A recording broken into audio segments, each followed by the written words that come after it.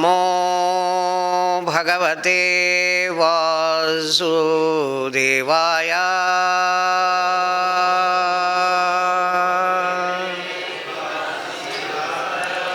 ओम नमो भगवते वासुदेवाय।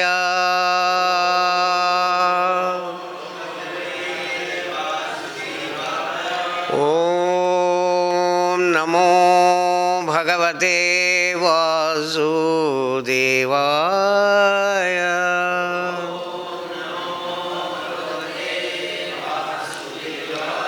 नारायणं नमस्कृत्य नरं चैव नरोत्तमं देवीं सरस्वतीं व्यासं ततो जयमुदीरये।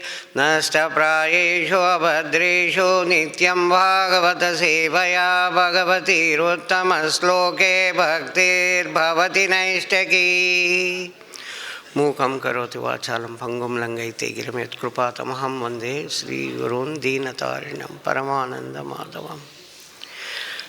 आज हम स्कंद 7 अध्याय 9 श्लोक नंबर 24 इसके ऊपर हम चर्चा करेंगे। बहुत महत्वपूर्ण प्रार्थनाएं हैं प्रहलाद महाराज का। आज एक और महत्वपूर्ण श्लोक के द्वारा हम चर्चा करेंगे भगवान के भक्ति का। मैं पढ़ता हूँ, मेरे पीछे आप दोहराइए इसको।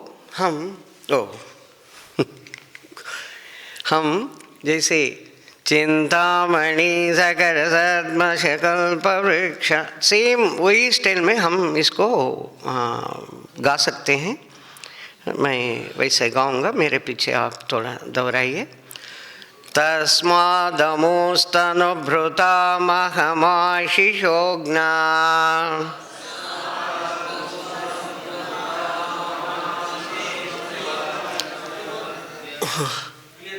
हाँ, थोड़ा सा आप इस तरफ आइए, ये ऐसा ही है, इससे ज़्यादा नहीं होगा। ओके। तस्मादमुस्तनुभृता महमाशिषोज्ञा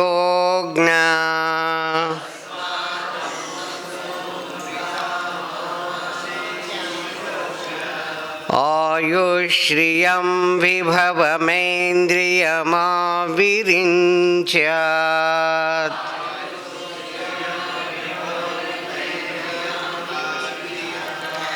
नेच्छामि ते विलुलितानुर्विक्रमेण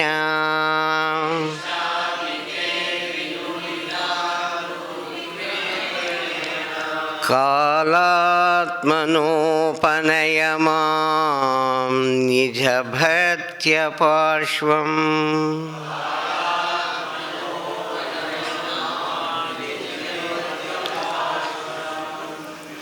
तस्मादमुस्तनुभृता महमाशिषोज्ञा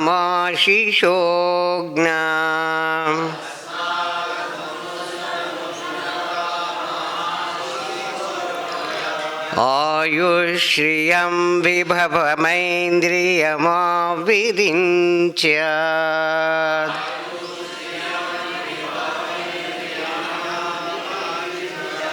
नेच्छामि ते विलुलितानुर्विक्रमेण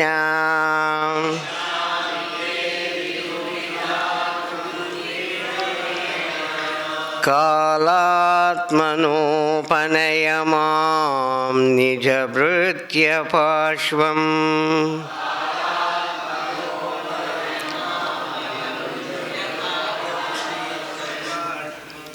पढ़ सकते हैं। Toward meaning, पर्पट and translation bye Jagat Guru Srila Prabhupada. Jagat Guru Srila Prabhupada की।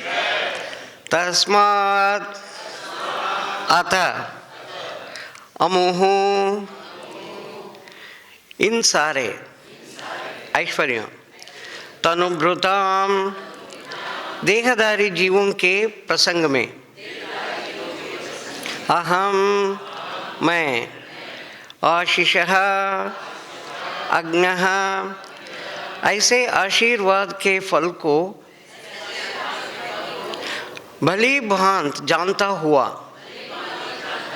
आयु हो दीर्घायु, श्रियम भौतिक ऐश्वर्य, विभवम प्रभाव तथा यश, इंद्रियम इंद्रिय तृप्ति के सारे साधन,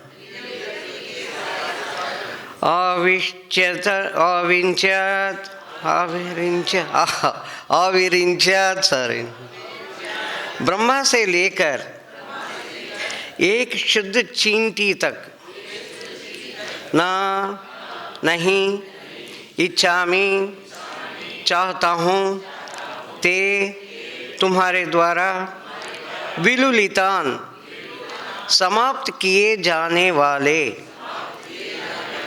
उरु विक्रमेण अत्यंत शक्तिशाली काल आत्मना काल के स्वामी के रूप में उपनया कृपया ले चले माम मुझको निज भृत्य पार्श्वम अपने अत्यंत आज्ञाकारी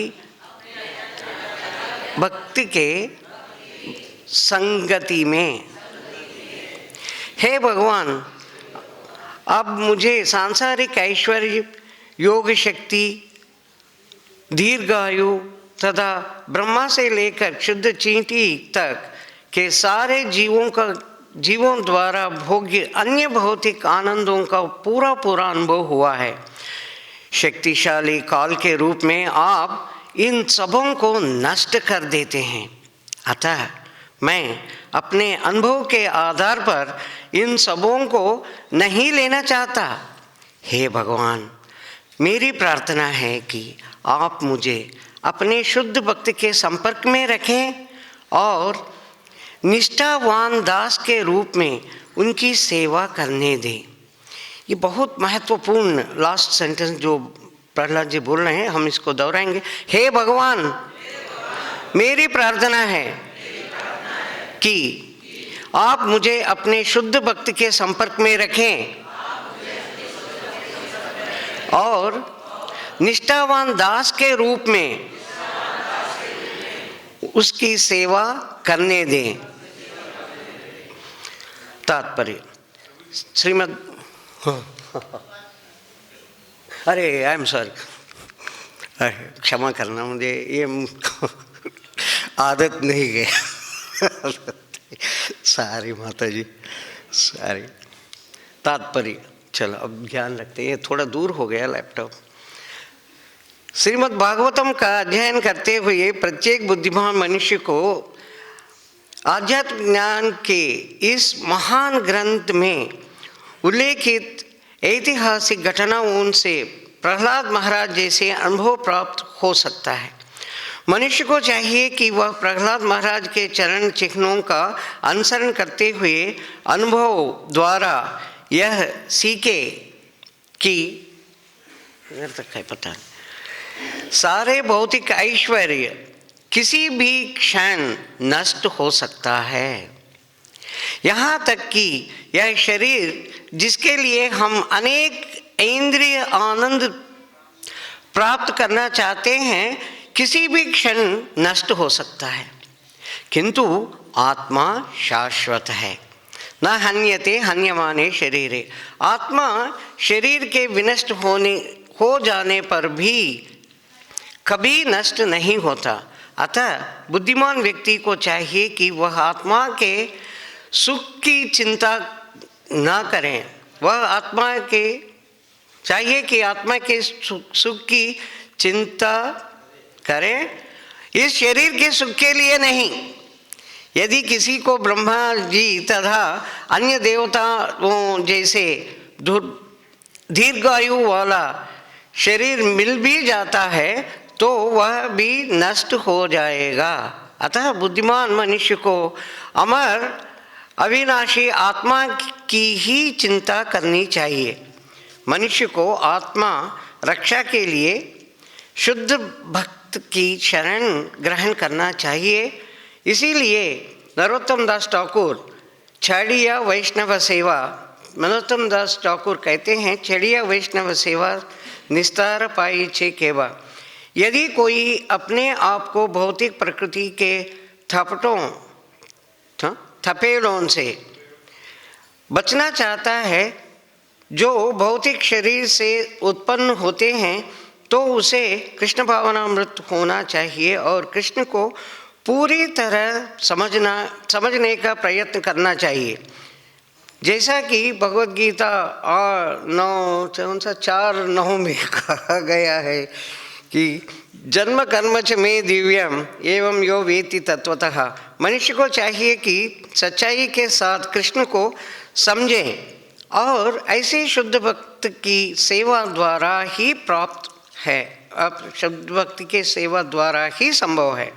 इस प्रकार प्रहलाद महाराज नरसिम्हदेव से प्रार्थना करते हैं कि वे उन्हें भौतिक ऐश्वर्य ना प्रदान करके शुद्ध भक्त तथा दास के सान्निध्य में रखें।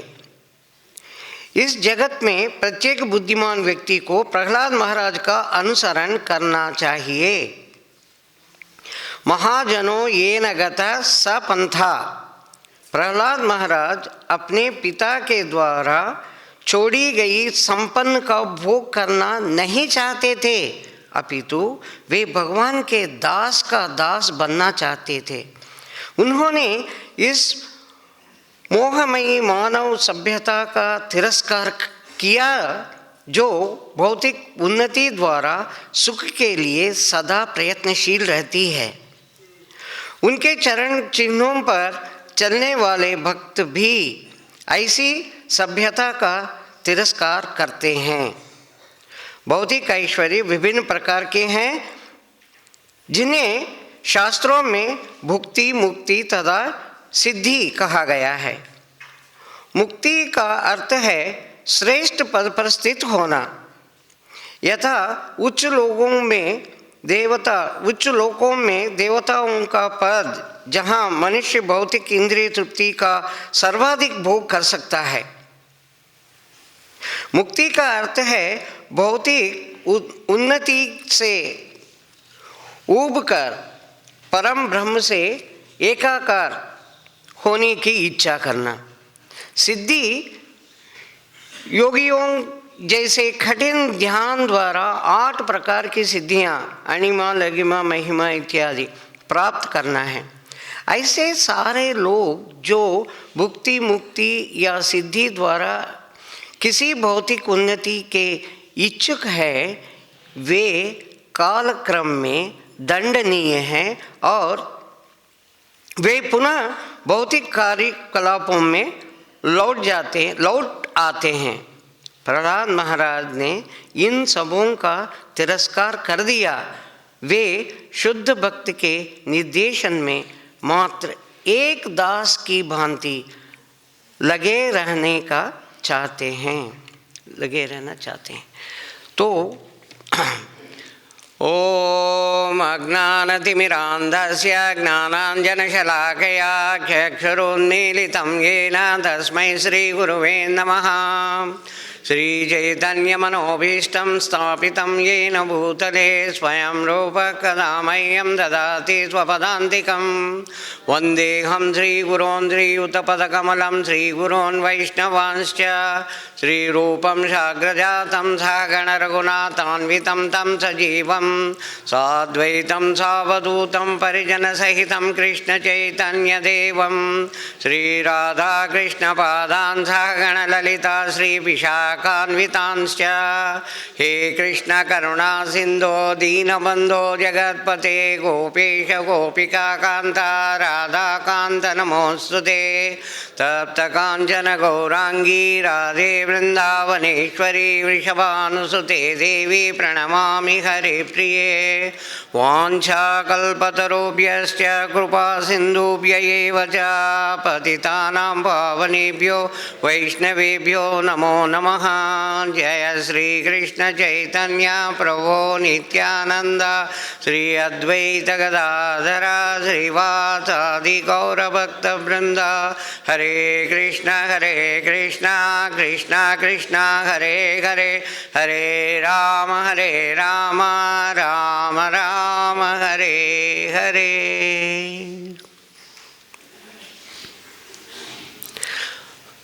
आप सबके चरण कमलों में मैं सादर प्रणाम करता हूं और आपका आशीर्वाद मांगता हूं ताकि भगवान के बारे में कुछ तो हम चर्चा करें।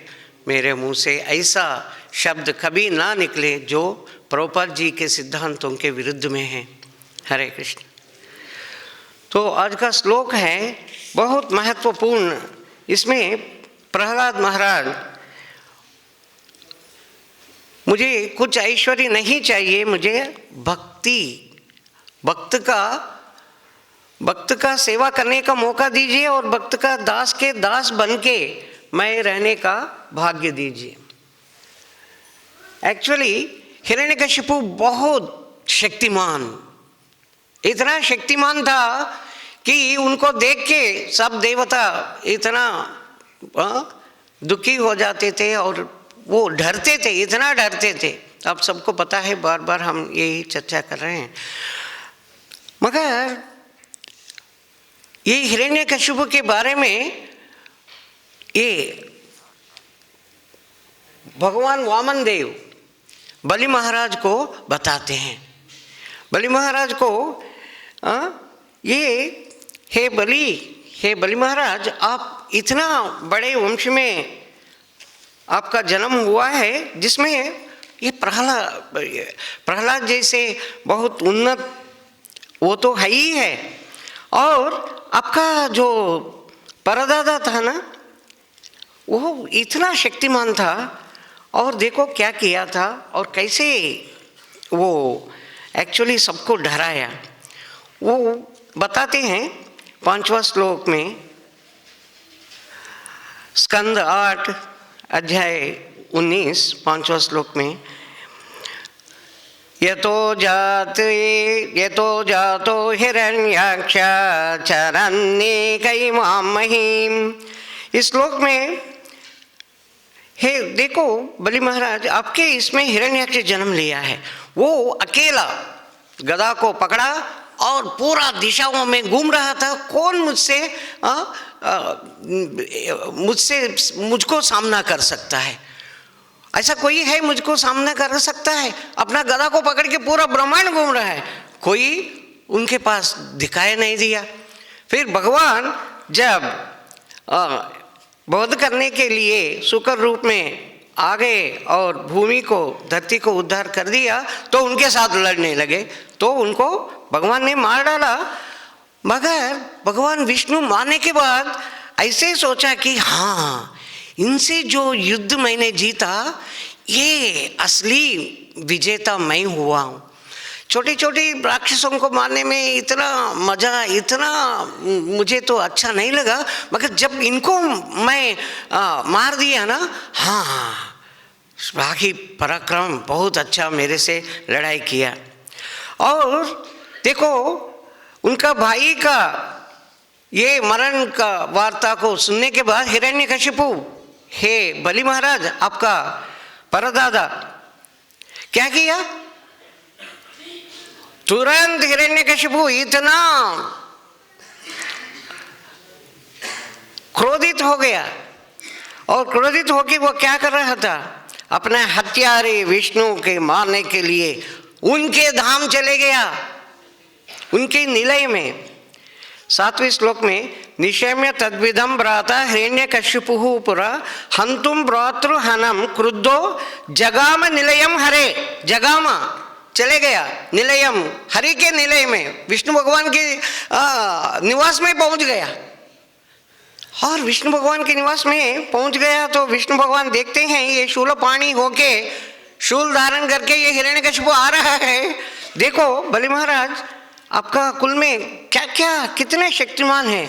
उनको देख के विष्णु भगवान देखते हैं, ये तो ऐसे मेरे पीछे पड़ा है जैसे हर जीव के पीछे मृत्यु होता है, मेरे पीछे ये पड़ा है। तो भगवान क्या सोचते हैं इस श्लोक में बता रहे हैं, वामन देव बता रहे हैं, हे दानवराज, विष्णु इस प्रकार सोच के वो क्या करते हैं, ये तो मेरे पीछे पड़ेगा पड़ेगा, मैं ऐसे ही चुप जाऊंगा कि इसको पता नहीं चलेगा। वो क्या करते हैं, उनके ही नथनों में प्रविष्ट हो जाते हैं, उनके ही नथनों में इधर प्रविष्ट हो जाते हैं। ये इधर उधर देखते हैं, हिरण्यकशिपु इतना शक्तिमान इधर उधर पूरा देख रहे हैं। अरे विष्णु के निवास में गया, विष्णु भी नहीं दिख रहे, विष्णु किधर गया किधर गया, लग रहे हैं गया गया ऐसे गया जिधर से बाहर नहीं आ सकता, आ नहीं सकता। तो ये देखो कह के फिर वो फिर कहते हैं, ये हिरण्यकशिपु विष्णु के प्रति इतना क्रोधित हो गया है, अपना जब तक नहीं मरा तब तक उसका अंदर क्रोध वैसा ही था विष्णु के प्रति। ऐसा है ना, जो देहात्म बुद्धि वाले मिथ्या अहंकार अज्ञान के कारण ऐसे क्रोधित होते ही रहते हैं। मगर तुम देखो, प्रहलाद के पोता हो और तुम सब कुछ कर सकते हो, तो ऐसा करके बलि महाराज को बताते हैं। तो बलि महाराज को स्वयं भगवान वामन देव ये पूरा हिरण्यकशिपु के बारे में बहुत उन्नत स्थिति में, उनका इतना शक्तिमान था। मगर प्रहलाद महाराज कोई भी डरे, मगर ये प्रहलाद जो 5 साल का इतना छोटा बालक था वो नहीं डरा, क्योंकि प्रहलाद भगवान का शुद्ध भक्त था। भगवान के भक्त जो भी है वो कभी डरते नहीं। तो अगर हम भगवान की भक्ति करते हैं, हमारे अंदर भी जो भी डर है वो पूरा खत्म हो जाएगा। एक्चुअली असली में डर किस लिए है, क्योंकि ये शरीर चले जाएगा, हम मर जाएंगे। अरे मरना है, मरना तो है ही है। तो मरने के पहले हम अगर भगवान के शरण लेते हैं, भगवान के सेवा में लग जाते हैं, मरना तो है ही है, थोड़ा तो हम सेवा करें और जन्म मृत्यु चक्कर से थोड़ा बाहर आने का प्रयत्न तो कर सकते हैं। जब हम भगवान के प्रति पूरा शरणागत हो जाते हैं, हमारे अंदर जो भी डर है वो भाग जाएगा, क्योंकि मरना है तो मरना ही है। जब हमारे मन में ये सिद्धांत बिल्कुल मन में आ जाता है, तो मगर जब हम ये भूल जाते हैं, भगवान को भूल जाते हैं, कृष्ण को भूल जाते हैं, तुरंत ये जो है माया हमें पकड़ के हमें दंड देती है। कृष्ण भूलि से ही जीव अनादि बहिर्मुख, अतएव माया तेर देया संसार दुख, कभी स्वर्ग उदाया कभी नरक डुबाया, दंड जेन राजेन नड़िते चबाया। देखो राजा जैसे दंड देता है, कभी पानी में डुबाया और कभी बाहर निकाला, 1 मिनट सांस लिया फिर उसको पानी में डुबाया, वैसा ही ये माया हमें हर प्रकार का दंड देते ही रहती है जब तक हम कृष्ण को याद नहीं करते। कृष्ण को भूल गया ये पूरा कष्ट। हम सच्ची में ये भोग वांछा से बाहर आने का प्रयास ही नहीं करते। जैसे महाराज रजी का वर्णन आता है स्कंद 9-17 अध्याय में। महाराज रजी बहुत शक्तिमान था इस धरती पर, और इंद्र देख रहा है असुरों का आक्रमण बार बार हो रहा है, और कभी इंद्र हार जा रहा है और ये असुरों से लड़ना बहुत मुश्किल हो रहा है, और देखते हैं कौन हमें सहायता करेगा। वो देखते हैं उनको नजर में आया ये महाराज रजी, जिनका वृत्तांत 9-17 में है। तो महाराज रजी से इंद्र प्रार्थना करते हैं, हे महाराज रजी आप थोड़ा सा ये असुरों से युद्ध करो और ये असुरों को संहार करो, हमारा सीट हमारा कुर्सी जो है बार बार हिल रहा है। तो महाराज रजी आते हैं और उनका 500 पुत्र, श्रीमद् भागवतम में बताया गया 500 पुत्र जो उनके तरह बलशाली थे, इक्वली शक्तिमान, उनके तरह इक्वली बलशाली थे। वो सब मिलके असुरों को मार डालते हैं। असुरों को मारने के बाद इंद्र देखते हैं असुरों को तो अब मार डाले, अगर आप फिर चले गए तो असुर फिर मेरे ऊपर आक्रमण करेंगे, हमारे ऊपर आक्रमण करेंगे और देवताओं को हारना ही पड़ेगा। प्लीज हे रजी, हे महाराज रजी, आप स्वर्गाधिपत्य को स्वीकार करो, आप ही स्वर्ग का राजा बनो, मेरा कुर्सी आप ले लीजिए, मेरा सिंहासन आप ले लीजिए और इसका आप चलाइए। तो रजी ने कहा, अरे स्वर्ग में इतना अच्छा भोग, इतना भोग किधर मिलेगा, जितना भी भोग हो थकते नहीं, जो चाहिए भोगना चाहते हैं सब कुछ अवेलेबल, एवरीथिंग इज अवेलेबल, सब कुछ उपलब्ध है। तो महाराज रजी स्वर्ग में ऐसे भोगते भोगते बहुत दिन इसका मजा लिया और एक दिन बस काल सब कुछ हरण लेता है, उसका देहांत हो गया। जब उसका देहांत हो गया तो उनके 500 पुत्र, उनमें से जो भी बड़ा पुत्र है वो राजा बन गए, इंद्र बन गए, इंद्र का सिंहासन बैठ गए, इंद्र के सिंहासन के ऊपर बैठ गया। फिर इंद्र देखते हैं, अरे ये क्या है, अब मेरा कुर्सी कभी मिलेगा नहीं क्या? तो रजी के पुत्रों से पूछते हैं, देखो ये इंद्र का सिंहासन ना आपके पिताजी को, महाराज रजी को मैंने दिया था, मैंने उनके चरणों में प्रार्थना किया था कि आप इस सिंहासन पर बैठो ताकि ये असुरों हमारे ऊपर आक्रमण ना करें और हमारा हार ना हो। मगर अब वो तो मर गया, अब तो शरीर छोड़ दिया है, तो मैं ही इंद्र का, ये स्वर्ग का राजा हूँ, मैं इंद्र हूँ, जो यज्ञ का जो भी है फल मुझे मिलना चाहिए, चलो कुर्सी खाली करो, मैं इंद्र का अब कुर्सी पर बैठूंगा, सिंहासन पर मैं बैठूंगा। अब ये रजी के पुत्र बताते हैं, देखो कोई राजा अगर मर जाते हैं, उनका देहांत हो जाता है, कौन राजा बनते हैं बताओ? उनका पुत्र, जो भी पुत्र है, बड़ा पुत्र है, वो पुत्र बनता है। अब हमारा पिता स्वर्ग का राजा था और वो मर गए तो हम ऑटोमेटिकली हम बने। ठीक है, आप यज्ञ का भाग लेना चाहते हैं, ठीक है यज्ञ का भाग आप ले लीजिए, कोई बात नहीं, मगर हम स्वर्ग में आ गए, हम जाएंगे नहीं, स्वर्ग का सुख को भोगना चाहता है। तो इंद्र को समझ में नहीं आता, अरे मैं क्या करूं, ये तो ऐसे पकड़ लिए हैं, उनको मैं ऐसा ही प्रार्थना किया था बैठने के लिए, वो बैठ के राज्य कर रहा था, स्वर्ग का सिंहासन पर बैठ गया था, अब ये लोग नहीं जा रहे। तो अपना गुरु महाराज, अपना गुरु बृहस्पति के पास जाके बताते हैं, हे गुरु ये ऐसे हो रहा है, हे महाराज मुझे कुछ तो उपाय बताइए।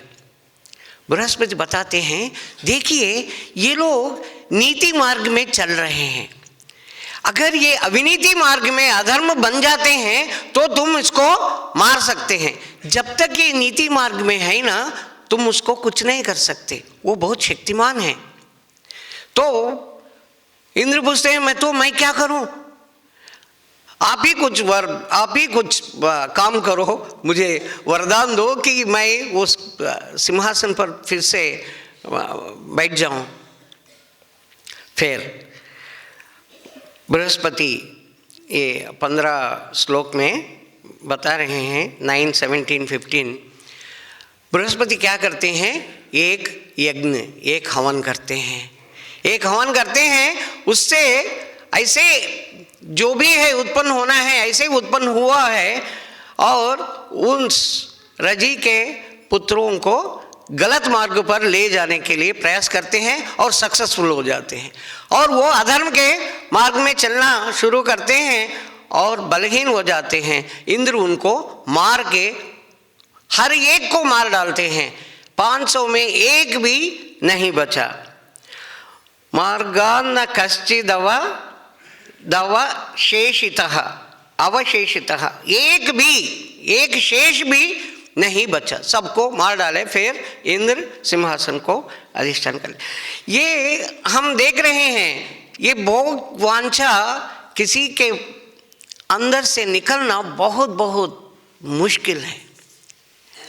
फिर भी अगर हम भगवान के भक्त बनते हैं, ये जो भोग वांछा थोड़ा थोड़ा थोड़ा करके हम निकल जाएगा और हमारे जो प्रेम है भगवान के साथ हो जाएगा। भगवान को हम हृदय में प्रतिष्ठा करके ये भोग वांछा से हम दूर हो सकते हैं। एक तरफ दूसरा वृत्तांत है जो खट्वांग महाराज का वृत्तांत।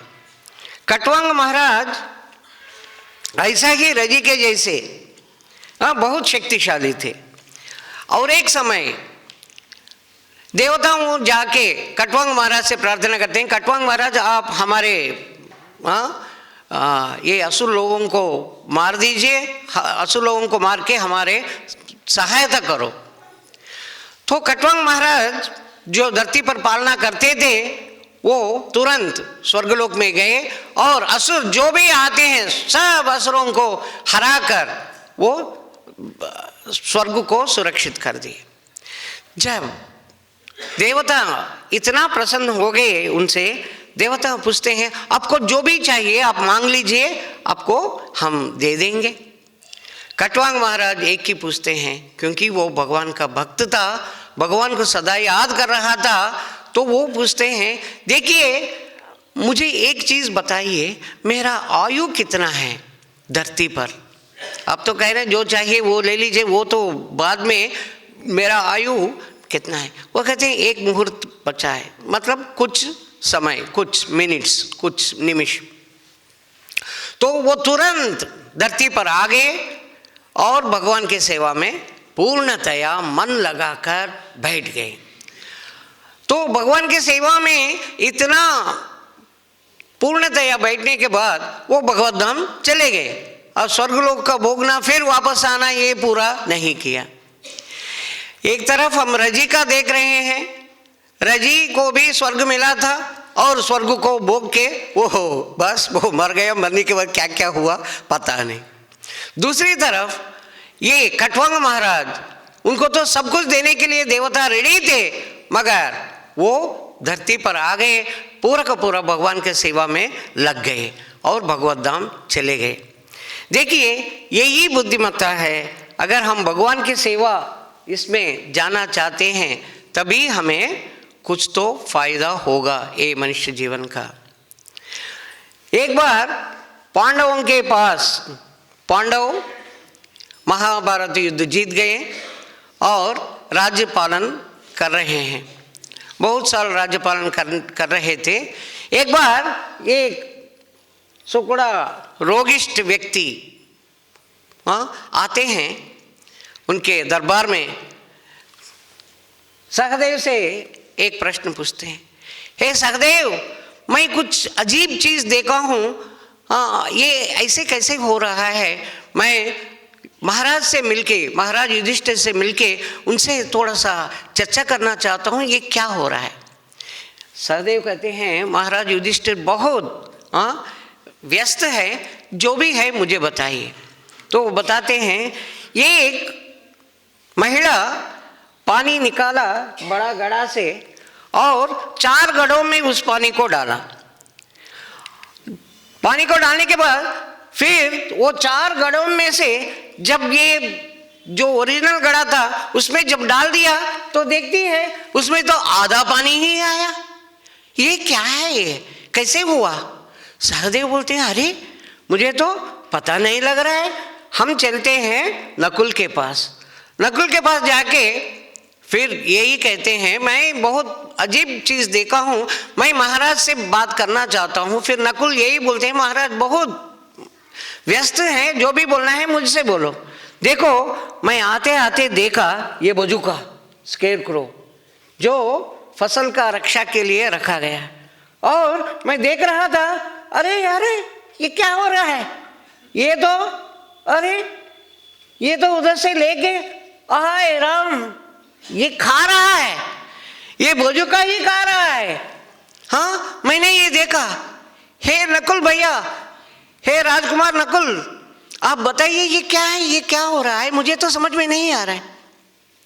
नकुल बोलते हैं, अरे ऐसा चीज तो मैं कभी नहीं सुना हूं, ऐसे कैसे हो रहा है, मुझे भी समझ में नहीं आ रहा है।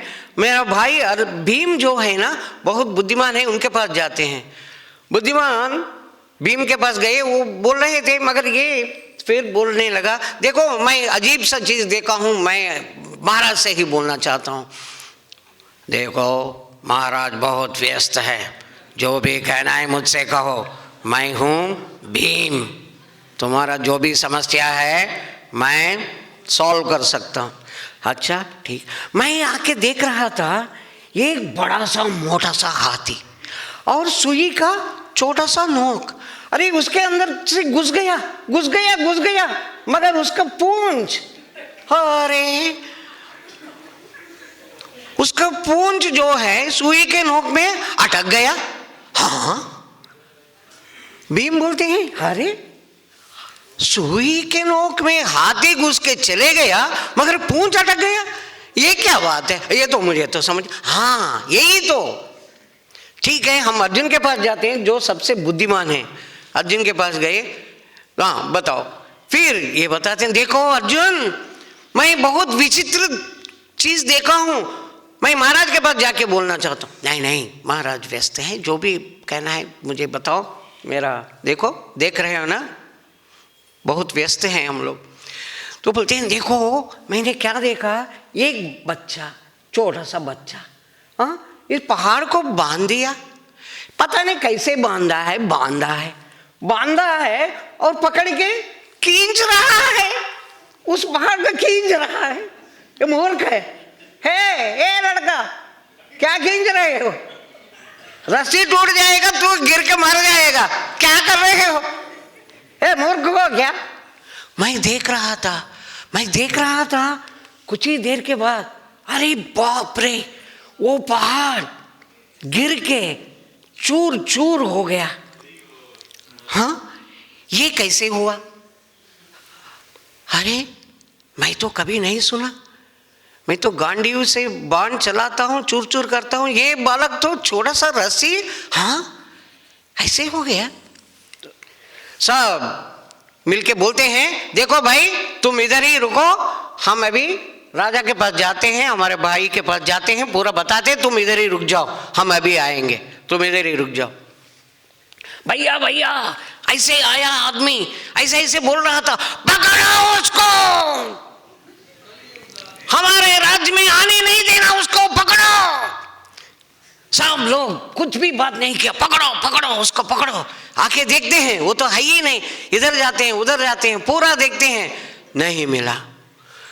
युधिष्ठिर महाराज वापस आते हैं अपने भाइयों के साथ, आ गया, वो तो आ ही गया। सब भाई पूछते हैं, कौन है भैया, कौन है, वो है कली का प्रवेश हो गया है। और वो बता रहा था, वो मेरा प्रवेश से क्या क्या होता है, इसका मतलब ये भी है कि हमारा काम खेल खत्म, हम वन प्रस्थान करना चाहिए। भैया वो क्या बोल रहा था, पानी एक घड़ा में भरा था और 4 घड़ों में उसको बांटा था, और देखा फिर वापस डाला तो आधा आया, ये क्या है। युधिष्ठिर बताते हैं, कलयुग में माँ अपने 4 बच्चों को प्रेम इक्वल समान रूप से बांटती है, मगर जब वो बूढ़ी हो जाती है तो ये 4 मिलके उनका आधा का प्रेम भी दिखा नहीं सकते हैं। कलयुग का यही है, अपना अपना काम में वो लग जाते हैं, अपना अपना भौतिक इंद्रिय सुख में लग जाते हैं। अच्छा तो ये क्या है भैया, ये बजुका खा रहा था। महाराज बताते हैं, कलयुग में जो है रक्षक ही भक्षक बन जाता है। और ये क्या है, हाथी तो अटक गया, ये क्या है भैया। बड़े बड़े जो है कल्प्रिट्स, चोर, बड़े बड़े चोर बच जाते हैं, छोटे छोटे चोर पकड़े जाते हैं। कलयुग का यही लक्षण है। भैया ये क्या है? वो बच्चा खींच रहा था और वो तो एकदम पहाड़ चूर चूर हो गया, ये क्या है? हाँ, कलयुग में ये महान गुण है। इतना दोष होने के बाद भी अगर हरे कृष्ण महामंत्र को जप करते हैं, पहाड़ जैसे बहुत बड़ा पर्वत भी, पाप का पर्वत भी चूर चूर हो जाएगा। तो इसलिए हम भगवान के प्रति आसक्त होना चाहिए। अगर नहीं, हम बड़ा प्रसन्न हैं, भगवान को भूलने के बाद भी हमें बड़ा खुशी मिल रहा है, तो ये है खुशी।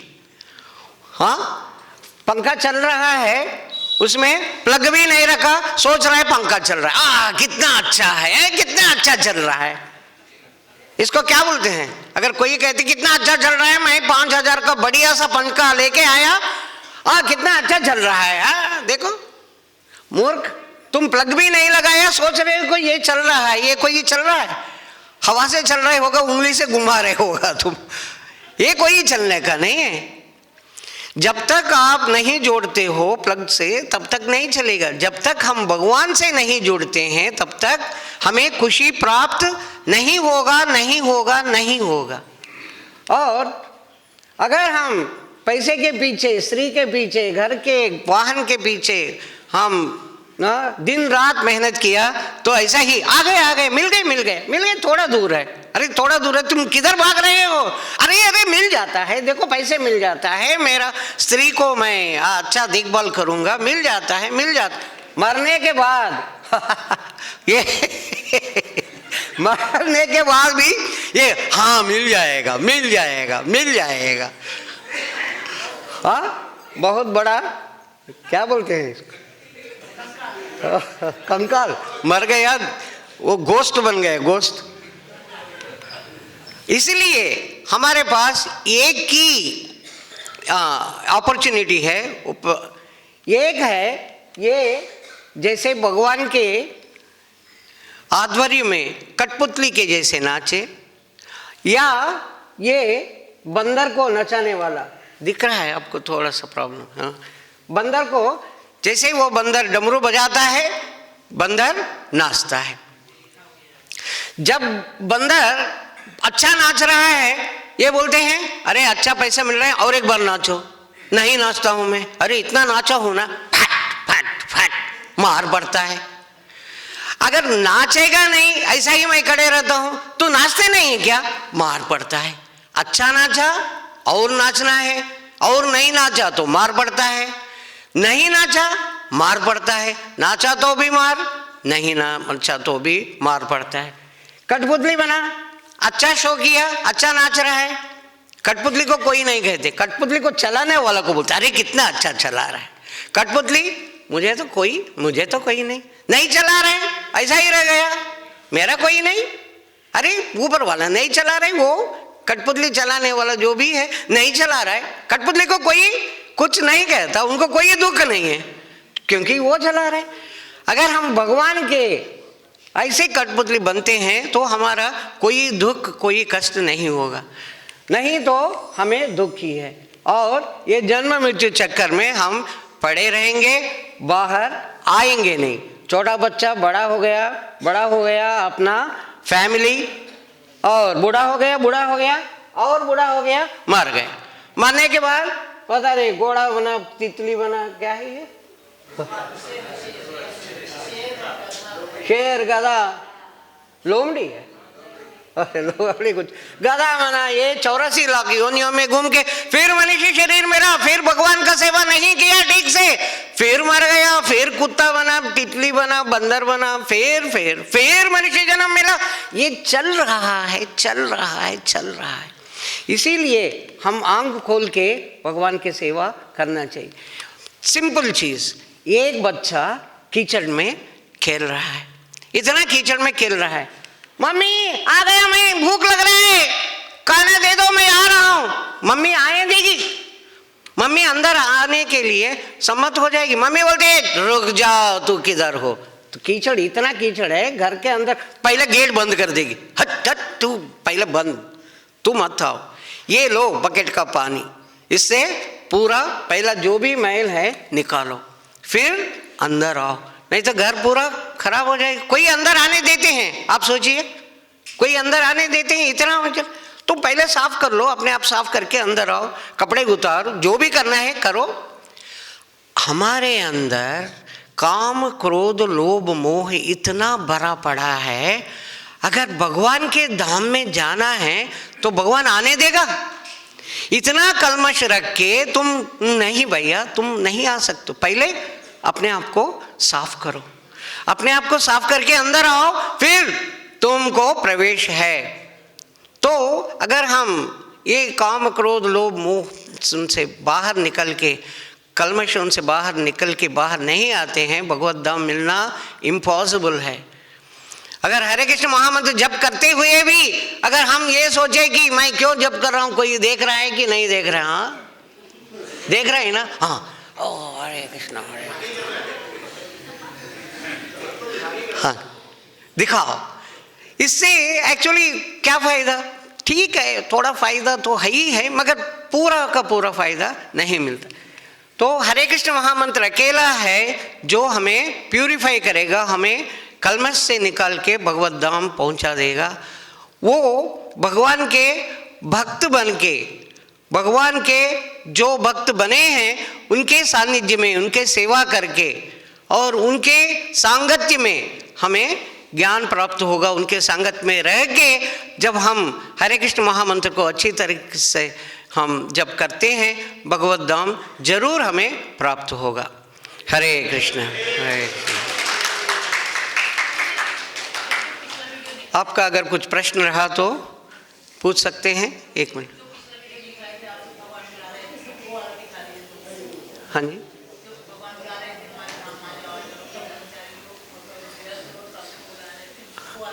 अच्छा अच्छा अच्छा, वो नहीं लाए, वो दूसरे कंप्यूटर में। ओके बहुत बढ़िया। दूसरा कुछ शॉर्ट स्टोरी। जगत गुरु श्रील प्रभुपाद की जय।